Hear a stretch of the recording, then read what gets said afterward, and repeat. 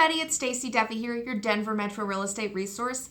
And what I wanted to answer today was, what is an escalation clause?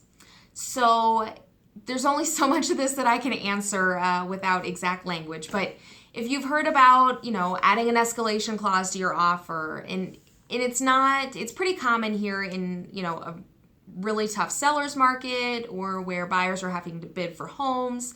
An escalation clause is one strategy of many that your realtor could use in a multiple offer situation. And essentially what it means is when you make your offer, you make it at a given purchase price. But at least here in Colorado, sometimes we can write in an escalation clause in the additional provisions of the contract. And what that generally says is, Mr. or Mrs. Seller, if you get another bona fide offer, with a net purchase price of whatever minus concessions and other allowances in the offer, I will escalate my purchase price to be X number of dollars above that one, as long as you, provide proof of the offer. Some ask for that, some don't.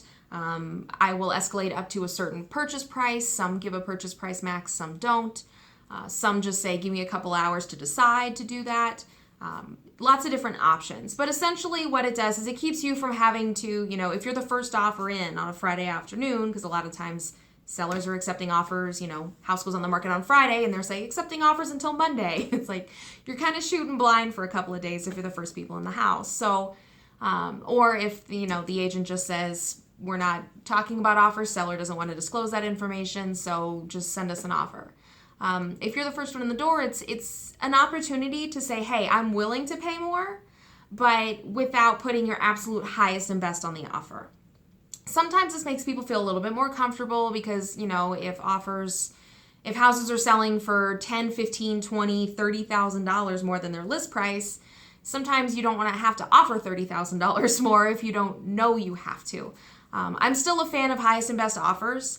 Know what the house is worth to you and what you're willing to pay for it. But if the seller and the listing agent are open to escalation clauses, that's an option. I would definitely ask or have your agent ask them, because not all sellers and agents like to see those. So don't send them and piss off the seller. Know what you're getting yourself into.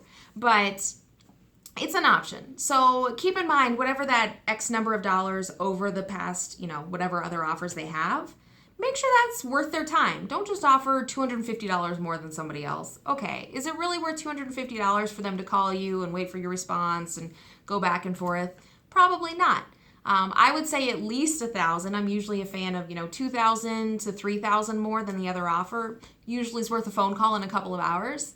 But the rest of the offer has to be able to compete, and there's lots of different things in there as well. So I know it's kind of confusing, but definitely ask your realtor about it. They'll usually have some standard language that they use or some recommendations. But it is an option if you're the first one in the door and you're having to compete, but you don't know what you're competing with at the moment, and you don't want to do your highest and best, which I said I'm a big fan of. So, highest and best, always keep that in mind.